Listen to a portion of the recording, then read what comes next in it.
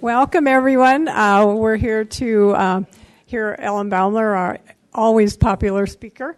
My name is Sandy Runkle. I'm the president of the Friends, the volunteer group for the museum, and I'm really happy to introduce Ellen. Ellen Baumler has been the interpretive historian at the Montana Historical Society since 1992. She has composed hundreds of signs for Montana's historical sites, developed historic walking tours, and written National Register nominations. She is a member of the Humanities Montana Speakers Bureau and a 2011 recipient of the Governor's Award for the Humanities. She was the co-curator of the Society's award-winning Chinese exhibit, Forgotten Pioneers. The author of dozens of articles and 12 books, Ellen is best known for her well-researched history with ghostly twist. Ghosts of the Last Best Place is her most recent book. So please welcome Ellen and enjoy the...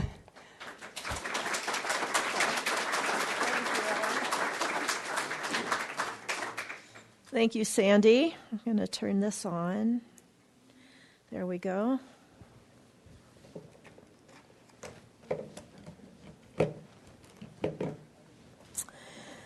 So the Sieben Ranch is one of those really special places with a very, very long history.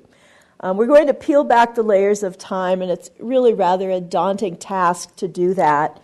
But here I offer what I think is really the tip of the iceberg. You know, we really haven't done a lot of research on that area, and probably this is just the beginning of it.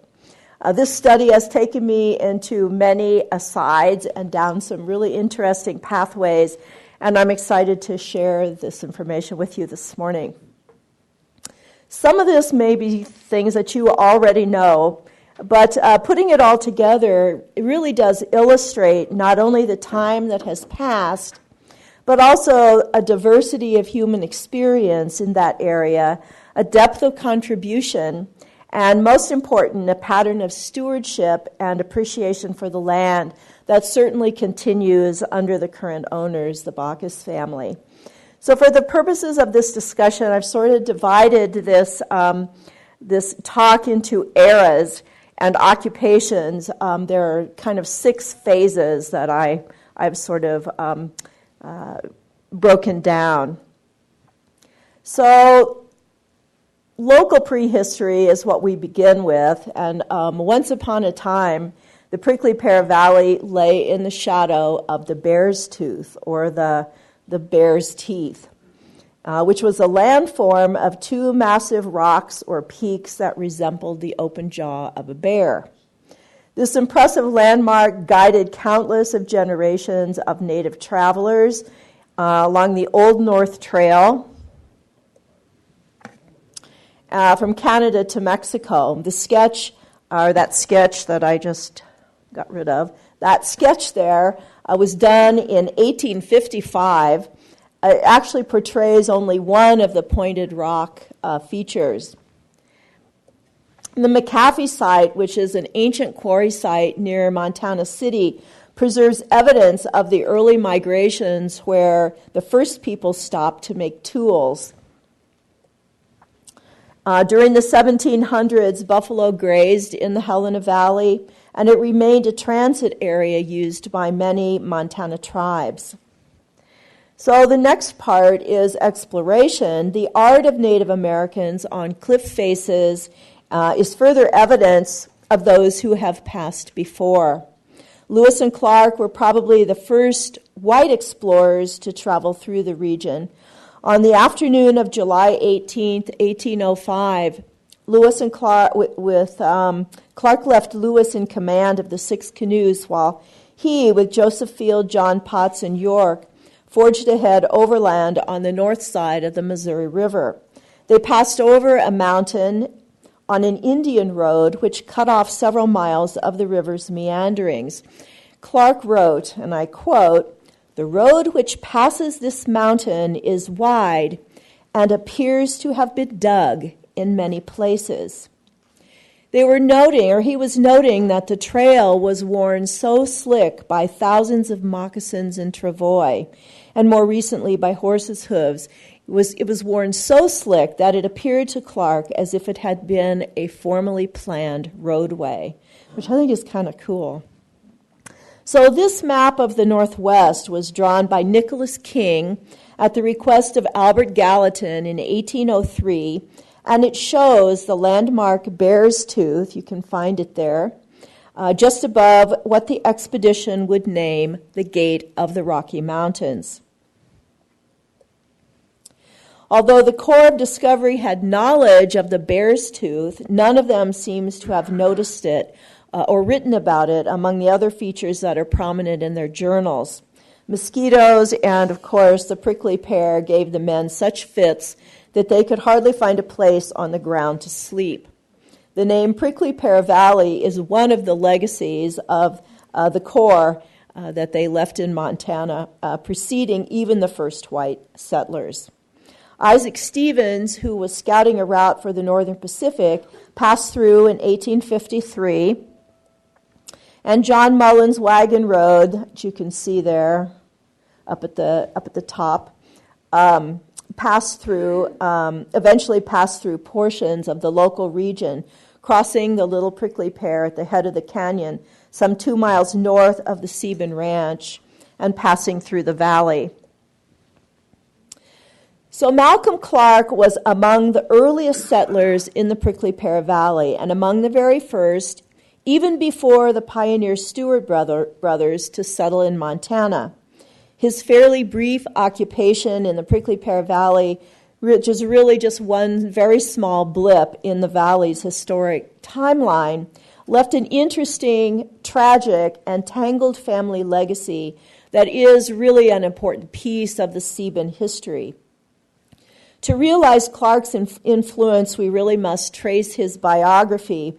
Clark was born in 1817 and spent his early years at Fort Snelling, Minnesota, where his father was an officer in the 5th Infantry.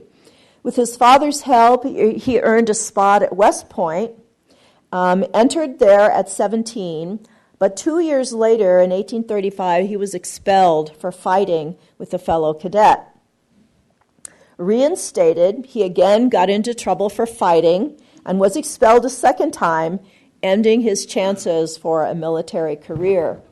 So Clark signed on with the American Fur Company in 1841 and made a career and a name for himself, first as a clerk at Fort McKenzie, where you can see where the arrow is up there, which was an American fur trade fort established in 1833 above the later site of Fort Benton. Carl Bodmer spent 3 weeks at the new fort with Prince Maximilian, and while there, he witnessed a terrible battle between Cree and Assiniboine as they attacked some 20 pagan lodges outside the walls of the fort. Clark's future wife, Kothkakona, who was a daughter of pagan parents, probably witnessed this battle when she was a child of 10 or 11. Clark had not been long at Fort McKenzie when he married Kothkakona, who was then about 19 years old. Such unions were common and aided in the trade business. Clark cultivated friendship with the Blackfeet and became a very valuable asset to his employer, even though trouble seemed to dog him. Assigned to newly founded Fort Benton by the mid-1850s, he had informally taken a second wife, good singing Sandoval, actually, a woman of mixed blood whose father had been a Mexican fur trader working with the American Fur Company. Sandoval, her first husband, had been murdered by fellow trader and desperado Alexander Harvey, which is really another story. But anyway, in 1845, Clark confronted Harvey with an axe. Clark just really never could quite contain himself. Harvey was very badly hurt, but did survive. Although this altercation left another blight on Clark's record, his relationships with the Blackfeet made him indispensable to the company. So in 1862, Father Pierre-Jean de Smet, and I think this is really interesting, married Clark and good singing woman in a very proper ceremony. It seems really odd to me that de Smet would seemingly condone a polygamous marriage because he, knew about the other wife, Kathkakona, but such a union was commonplace at the time. Altogether, Malcolm Clark had 12 children, 5 by Kathkakona, the first wife, and 7 by good singing. Only one of good singing's children, a daughter, Judith Clark Patterson, survived to adulthood. In 1863, trouble followed Clark again, as he had a fatal encounter with Owen Mackenzie, who was the son of Fort Mackenzie founder Kenneth Mackenzie. Owen's death forced Clark to quit the fur trade and move his family to the Sun River, which was an experimental agricultural station, and there he was hired to reverse its bad fortune. According to Graybill's excellent study of the Clark family, he did reverse its fortune, but when Indian agent Gad Upson arrived for inspection, Upson was horrified at the carousing that Clark had fostered, and Clark was promptly dismissed. Well, this is what brought Clark, serendipitously really, to relocate on acreage in the Prickly Pear Valley in 1864. Perhaps he was thinking to attract travelers from the Mullen Road. He, his many children, his 2 wives, an adopted nephew, and Kathkakona's mother, Black Bear, all lived under the same roof. He built a cabin, a smokehouse, a saloon, and it wasn't long before gold discoveries began to draw heavy traffic from Fort Benton to the new camp, soon named Helena. Clark chartered a toll road in 1865. You can see the toll house there, and sold it in 1866. But a steady stream of traffic followed the new road that ran past his ranch. So as an aside, I have to mention that the route of that Benton Road, which is this one here where you see the arrow, into Helena was not the same as Benton Avenue, as many, I guess, still believe. And I mention this because so many people do have the wrong notion. The Benton Road, along with other major thoroughfares that you can see there, entered through North Main Street, which was a flat roadway, into Last Chance Gulch. Benton Avenue in the 1860s was called Senior Street, and it was a dead end above Reader's Alley. For most of the 19th century, Reader's Alley was nothing more than a steep, narrow bridle path, and certainly not a route for wagons and heavy freight. Anyhow, so the Clarks offered primitive lodging and fresh horses for the stage along the well-traveled road that brought customers and overnight guests. In 1865, stages ran from Fort Benton to Helena, right past the Clark Ranch, every other day. Supply wagons, miners headed to the new discoveries at Last Chance and elsewhere, emigrants and travelers used this route. A.E. Matthews was one of those early travelers along the narrow stagecoach route from Helena to Fort Benton. It followed portions of the ancient Indian Trail that Clark had traveled. It took him 2 miles, within 2 miles and within plain sight of the Bear's Tooth, which he sketched in 1865. And so here you can actually see close up the Twin Peaks. Travel was difficult and not always pleasant, as many have testified. Francis Rowe, which is a really favorite reminiscence of mine, in Army Letters from an Officer's Wife, described this horrendous trip through the treacherous Prickly Pear Canyon. When the stage met a heavily laden freight train on the narrow path with a sheer precipice on one side, passengers disembarked, and men simply lifted the stage, baggage and all, onto boulders while the team waited patiently at the edge of the cliff. 3 teams of 8 yoke of oxen passed by. Mrs. Rowe wrote, "It made me ill to see the poor patient oxen straining and pulling up the grade.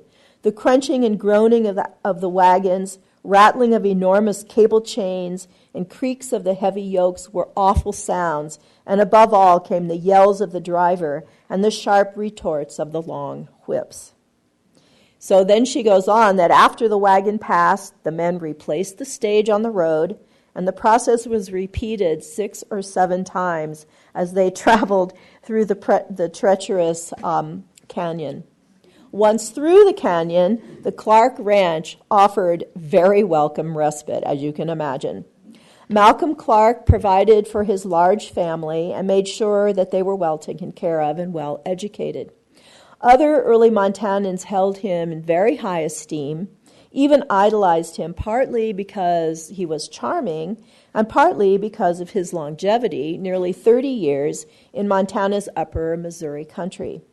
In February of 1865, Clark had lived in Montana longer than any of the other 11 prominent Montanans whose names appear in the act that incorporated the Montana Historical Society. And there with the arrow, you can see where Malcolm Clark's name is.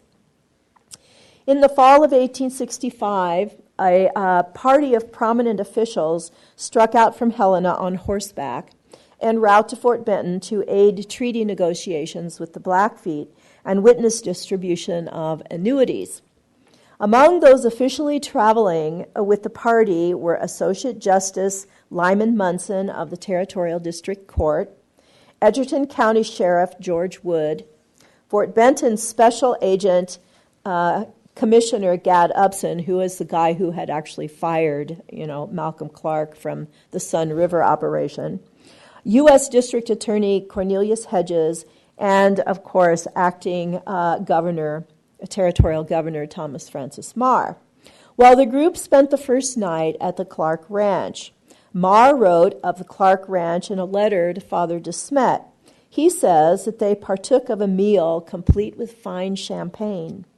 Marr was especially taken when Clark's accomplished daughter Helen, with several acres of ground that Clark had under cultivation, and with the prize horses that Clark owned. Marr notes that the men's saddles and blankets served as their beds. Judge Lyman Munson also wrote about this trip and of this overnight stay at Clark's, noting that the horses were picketed around the haystacks so that they could forage, and the men slept under a shed that was actually meant to shelter horses from storms. They slept with their loaded rifles by their sides as sentinels patrolled the camp, revealing that no one was really safe.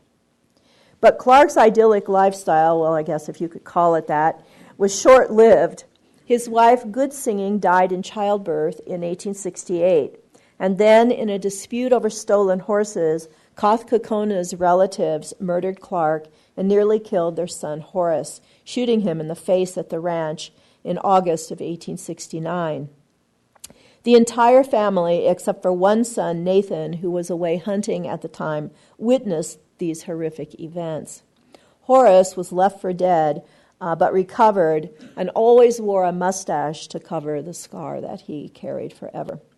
Malcolm was laid to rest in a small cemetery near the cabin alongside Good Singing and their stillborn daughter, Mary Ann. Clark's death touched off the infamous Baker Massacre. Baker struck the wrong camp and 173 people died. You all probably know that story. There is a scholarly debate over whether or not the object was actually revenge for Malcolm Clark's death. Even though reports claimed that Baker was drunk and knew it was the wrong camp, the fact remains that Clark's sons, Nathan and Horace, rode with the soldiers on that early morning. And there's a photo of Baker there, leaning on the railing there in the center of the picture. In the aftermath of the tragedy, Kothkokona eventually took her children to the safety of the Sun River Valley.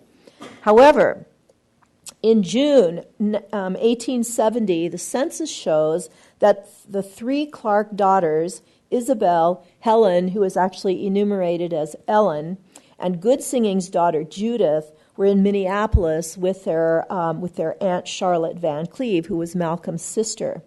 The census shows them with the family, and you can see the Van Cleves and the Clark girls. And this is a really interesting connection. I don't know how many people have made this connection, but the Van Cleves were very prominent. I'll talk about that in a minute. But by August that year of 1870, that same year, all three girls were back with Cothcocona in the Sun River Valley. I think I have another picture of the Van Cleve house in Minneapolis. But here is the census, and this is really interesting because the three girls were back in Montana. They're enumerated twice in the 1870 census, once with the Van Cleve household and once here. And you can note that they are actually initially enumerated as black. Mary Clark, which is the household head, the mother, Cothcocona, is listed as Indian. But Ellen, Isabel, Julia, Horace, Nathan are all listed as one half black. And then it's kind of corrected there. So it's just very, very bizarre. Anyway, Helen, or Ellen, as she's enumerated there, soon returned to Minneapolis to stay with her aunt for 2 years. And perhaps she went there to take care of the Van Cleve children. Charlotte Van Cleve, the aunt, was devoted to many causes, and she was a powerful, powerful voice in women's suffrage. And in 1876, she became the very first woman elected to the Minneapolis School Board. And so if you know Helen's history, she must have profoundly influenced Helen. That same year, in 1876, Wilbur Fisk Sanders, who was the Clarks' dear family friend, arranged for Helen to come back to Helena and teach at Central School. Although the Clark family was prominent, Clark's mixed-blood children and later descendants suffered racial prejudice. Elizabeth Fisk, who was the wife of the local newspaper editor, for example, withdrew her children from public school upon learning that Helen Clark had been hired as a teacher. Helen was elected superintendent of public schools in Lewis and Clark County in 1882. Again, she had to have been influenced by her aunt. She was one of the first two women and the only person of Indian descent to hold elective office in Montana Territory. Helen never married. John Clark, there's another photo of Helen. John Clark, the Blackfeet artist, was the son of Horace and was a grandson of Malcolm Clark's. From his studio in Glacier, he became a very well-known artist, and some of you probably know of his work. And now we enter a second phase here with James and Pamelia Fergus. Oh, the picture is impeding the word there, sorry. Scotsman James Fergus and his wife, Pamelia, acquired the Clark Ranch about 1870. But the family didn't locate there until a couple years later in 1872. Like Clark, Fergus raised cattle and blooded horses and cultivated acreage. Pamelia Fergus kept a hostelry and restaurant for travelers. The Ferguses marketed produce, grain, meat, and hay to buyers in Helena and to military posts throughout the territory. But before the Ferguses, even before the Clarks, the first settlers in the Prickly Pear Valley grew potatoes, which was the big crop, and sold them to the mining camps in the hills. So the Ferguses continued this practice, selling many potatoes to Helena and to the military forts, Baker, Ellis, McGinnis, and Shaw. They also improved the property, the barns, the corral, and they even added gas lighting to the house. James Fergus was heavily involved in local politics and served on the Board of County Commissioners for most of the 1870s, and he was a chairman from 1875 to 1877. Fergus also had an excellent and extensive library, probably the finest in the region. In the fall of 1877, after the Big Hole Battle, General William T. Sherman, who was commander-in-chief of the U.S. Army at the time, he was on an inspection tour of the West and traveled through Helena to visit recuperating survivors of the Big Hole battle, and then headed north, stopping for the night at the Fergus Ranch. After dinner, he walked about the property and noticed the small graveyard of unmarked graves. Returning to the ranch house, he asked, who was buried there, and discovered that it was Malcolm Clark, who had been a fellow cadet at West Point with Sherman. Sherman well remembered him and always regretted losing touch and wondered what had become of him. With her husband busy ranching and politicking, management of the stage station fell almost exclusively to Pamelia Fergus. She took care of overnight guests, she cooked meals for travelers, and built up her butter business, selling between 50 to 100 pounds of butter every week to restaurants, grocers, and private customers here in Helena. During this time, one adventure proved Pamelia's mettle and artful diplomacy. A party of 16 Crow invaded the ranch, searching for the Salish who had stolen their horses. Pamelia offered the warriors food and warmth of her barn during what turned into a 36-hour siege. The incident was so widely discussed, it almost became legendary. And the family faced personal crisis in 1876 when their youngest daughter, Lily, became pregnant. Her suitor had left her for Iowa to buy land, and when he finally returned, Lily was within weeks of delivery, and the time for a proper wedding had already passed. So the couple quietly said their vows. James Fergus did not attend the ceremony, and the newlyweds left immediately for their farm in Iowa. They arrived just days before the baby was born. And despite Pamelia's efforts to keep the pregnancy quiet, you can imagine all the neighbors were talking about it. During the decade of the Ferguses' ownership, an occurrence noted in the weather reports there where the arrow is for the year 1878 dramatically changed the local landscape and the Ferguses' view shed. Indians had warned the early settlers that this was not a good place to build buildings and settle because, as they knew, it was a place where the earth trembles. And they were correct, as earthquakes have proven. Even early settlers occasionally recorded tremors and quakes. The Bear's Tooth to the north of the ranch was the victim of an earthquake. In February of 1878, during the Ferguses' residency at the ranch, a mountain hunting party noticed a rumbling of the earth. The shaking was quickly over, and they just supposed it was a mild earthquake and forgot about it and went on their way.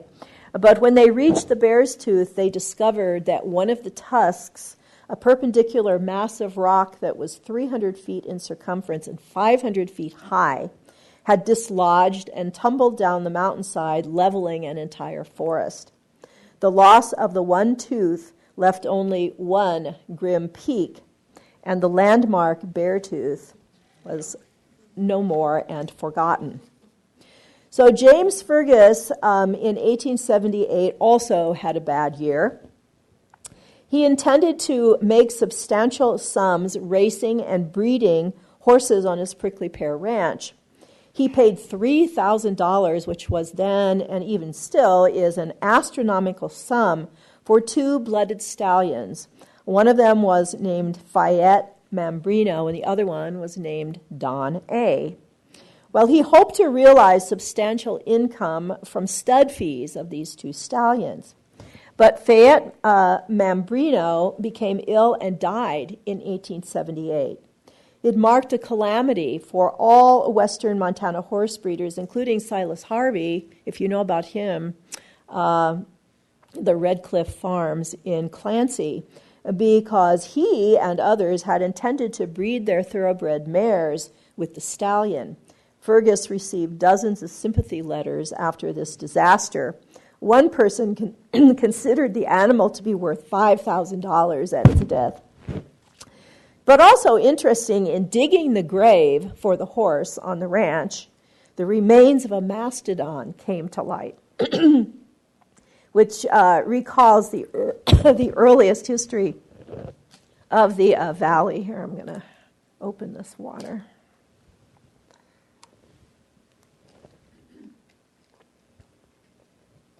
And kind of interesting here, it says, while digging the grave for the horse, we came upon the skeleton of a mastodon or some other immense quadruped.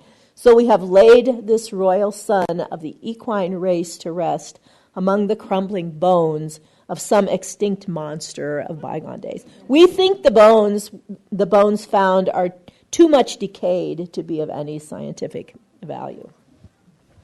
So anyway, when the first incarnation of what would become the Montana Stock Growers organized in 1879, the next year, James Fergus was among the distinguished men of the territory who put their signatures on the Constitution. By the late 1870s, Fergus could no longer let his head of 900 cattle and 100 horses graze. He had to confine them to his own pastures and feed them more than was profitable as civilization began to encroach. The township upon which his ranch lay was all inside railroad limits, and no homesteader was allowed more than 80 acres. So the ranch, the huge ranch that he dreamed of, could not exist within the confines of his present locality. So he sold the ranch and the stage stop to Martin Mitchell, along with ranch goods and many table settings and 8 bedsteads used in running the stage stop. The Ferguses moved their livestock to the open plains of central Montana at that time. So Martin Mitchell, who was known as Mart, was one of the discoverers of the Gloucester quartz mine on Silver Creek west of Helena. It was with profits from this mine that Mitchell purchased the 80-acre Fergus Ranch Hotel and stock for $2,700 in April of 1880. He was likely preparing to settle down, as he was married to Eliza Murphy soon after that. Here's the announcement of their wedding. The July 21st wedding was at Silver City in the home of the bride's mother. So Mitchell enlarged the house, furnished one of the finest hat rooms on the road, and improved the barn. He knew well how to accommodate dust-weary travelers with a fine table and comfortable lodgings. In 1885, he built a new barn and christened it with a grand ball, and you see the advertisement for that here. The public invitation to the ball promised a horse race in the afternoon. The ad says, "You better grab onto your girl and take the dance in." In 1887, the Montana Central Railroad came through the Prickly Pear Valley, operating until 1907, when it became part of the Great Northern Railway. A station and post office 2 miles north of the ranch were named for Mitchell. The post office was open off and on until 1925, when the name was then changed to Sieben. Portions of the 1887 hand-laid stonework reveal what a monumental task it was to bring the railroad through that canyon. Tragedy struck the Mitchells in 1888 when Eliza died of heart trouble in California. Mitchell brought his wife's remains back for burial in the old St. Mary's Cemetery on Oaks, which is now Robinson Park. She's still there, somewhere beneath the tended grass. She left 3 small children, one of them a newborn. So a school was built at the Mitchell Ranch, and children of the valley rode their horses to class. In 1890, there were 9 students at the Mitchell School. It was very poorly financed, but Mart Mitchell, who was a school trustee, kept it going. Among the students in the 1890s was the future world champion lady bronc-buster Fanny Sperry, whose family ranch lay in the shadow of the former Beartooth. The schoolhouse stands today, lately used as ranch personnel housing. Mitchell was involved in politics, and the Mitchell Ranch served as a precinct polling place during the 1880s. Mitchell married again. He married a woman named Clara Sang in 1892 and ran on the populist ticket and served as a legislator during the 1895 session. He was a good citizen, and several times he even pursued escaped criminals from Deer Lodge who found their way to the Prickly Pear Valley. During Mitchell's time in the valley, the Bear's Tooth was just a hazy memory. The sleeping giant had yet to be noted, as you can see here in this 1892 panorama. There is really no feature known as the sleeping giant yet. Once the railroad came through, Mitchell added to his acreage and sold the ranch in 1897 to Henry Sieben and Tom Grimes. And so the next phase here. But Henry Sieben had already had a long journey before he settled in the Prickly Pear Valley in 1897. One of 7 children born in Germany, Henry was 5 when his family immigrated to the United States in 1847. His mother was ill during the voyage and died soon after they reached Chicago. His father died 3 years later. Most of the children had already scattered by this time. In the spring of 1864, just as Malcolm Clark and his family began to ranch in the Helena Valley, brothers Leonard and Henry Sieben set out from Illinois with 2 other young men who had a 4-horse team. They were bound for the gold fields of Idaho Territory to seek their fortunes. Leonard was 20 and Henry 17. They paid $90 apiece for passage, which included food. The foursome took turns driving the wagon, and the Sieben brothers walked half the way. A month into their journey, on May 26, 1864, Congress created the territory of Montana, and suddenly they were not bound for Idaho anymore. They traveled through Iowa, crossed the Missouri at Council Bluffs, and traveled up the North Platte. When they reached Fort Laramie, the military refused them permission to continue on the Oregon Trail, presumably because of the dangers of traveling alone. So, according to some accounts, they joined a 100-wagon train led by John Bozeman over the new route he had scouted the previous year. Over that eastern terrain, the countryside was beautiful and dotted with buffalo as far as the eye could see. According to the reminiscence of John T. Smith, who traveled on the Bozeman train with the Sieben brothers, on the 4th of July, the men of the train killed 100 buffalo to celebrate independence. The wasteful behavior of immigrants on these wagon trains contributed, of course, to the later demise of the buffalo and robbed local tribes of their needed food.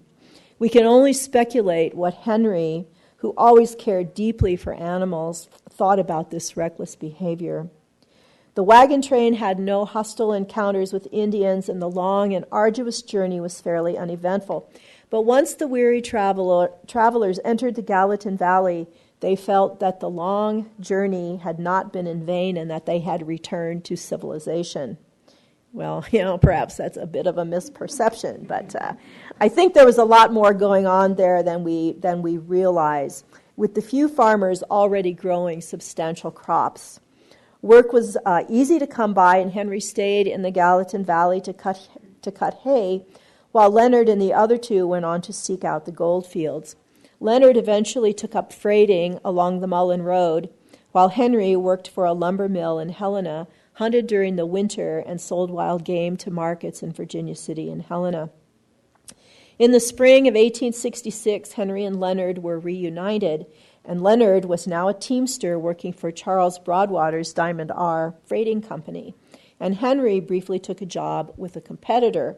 But soon the brothers joined forces, and for 5 years they freighted goods from Fort Benton to Corinne, Utah, and places in between. Henry Sieben was therefore familiar with the Benton Road and the Prickly Pear Valley and the landmark Bear's Tooth, which most certainly guided their freighting or their early freighting expeditions. The pair must have passed the Clark Ranch and likely even stopped there many times in their 5 years of freighting. So in 1870, Henry switched to ranching. Both of the brothers switched to ranching, and they drove cattle from Utah to the Smith River, where they were headquartered. In 1875, another brother, Jacob, joined up, but he was interested not in cattle, but in sheep. So they added sheep to their cattle and horses. And this partnership among the three of them lasted until 1879. Leonard returned to Illinois, and Jacob bought out the sheep. Henry, once again on his own, kept the cattle and the horse herds. By this time, he had a reputation as a good rancher and a good businessman, and along with James Fergus, was among the early members of the first stock growers association that was forming at that time. After the hard winter of 86-87, although Henry suffered 75% losses, he began buying up smaller ranches and increased his holdings. And by now he was married, and he and his wife, Alberta, kept their home in Helena, but Henry continued to acquire property. He was involved in many business ventures, and in 1897 acquired the Martin Mitchell farm. It then covered 15 by 25 miles and included 1,600 acres. Tom Grimes, Henry's partner, headquartered there as manager and built a log house for his family, while the Siebens continued to live in Helena, spending most of their time at the ranch. The house that Grimes built there serves today as the Bacchus family home. I guess the thing that I admire the most about Henry Sieben is his real love of animals. Although he was in the meat-producing business, he always went to great lengths to see that his stock was never mistreated. He even sent his employees with the stock cars, making sure that the animals sent to market were fed and watered and had clean bedding on the long journey. It was an unheard of thing that he did. He despised whips, and his foremen and hired hands all knew that they were not ever to mistreat the stock. The Siebens and their descendants have always understood and appreciated the long history of their land. In 1924, David Hilger, whose family had a longtime ranch nearby and who was serving at that time as the Montana Historical Society's librarian, proposed fencing Malcolm Clark's grave. Charles Kessler sent this proposed sketch of the fence, and here is how the cemetery appears today. This small cemetery, as near as we can tell, according to that sketch with information and another sketch provided by Helen Clark in 1920, holds the graves of Malcolm Clark, his second wife, Good Singing, their stillborn daughter, Mary Ann, and their daughter, Phoebe, and son, Robert. Although the name of Mitchell has long been changed to Sieben, the history of the ranch remains important to the family, and many of the historic buildings, including the house Tom Grimes built and the Malcolm Clark cabin, are still there. Finally, in 1893, when Martin Mitchell still owned the ranch, a Helena visitor gazing out of his hotel window noticed the remaining tusk of the long-forgotten landmark Beartooth. Noticed that it resembled the nose of a sleeping burgomaster. The landform's resemblance to a stout, sleeping figure that's so familiar to us today is first noted in 1893 in the Helena Daily Herald. The formation soon became known as the Sleeping Giant. Now, I have to wonder if Henry Sieben ever talked about the loss of the Beartooth, because he would have known firsthand both the Beartooth and the Sleeping Giant. While the Hilgers capitalized on Gates of the Mountains running excursion boats from the 1890s, which continues to the present time, that viewshed remains pristine. In the larger landscape, many local ranches founded in the shadow of the Bear's Tooth today rest in the shadow of the sleeping giant. Today, the Sieben Ranch Company, in its fifth generation, extends some 36 miles across Lewis and Clark County and produces Targhee sheep, which is a variety pioneered by Henry Hibbard of the Sieben Ranch. In 2011, current Sieben owners John and Nina Bacchus discovered a cache of obsidian artifacts in a lambing pen on the ranch property. Patrick Rennie, an archaeologist for the DNRC, conducted a study of the 50-some pieces that were recovered in what was named the Clark Creek Cache. Testing of the material revealed that the obsidian came all the way from Bear Gulch in Idaho, and it dates to some 450 years ago. This discovery seems to bring the history full circle, from the prehistoric travel corridor and hunting grounds to the modern ranching era. The ranch today is an ambassador of the stewardship of all its owners and a testament to the preservation of its many historic layers. Thank you.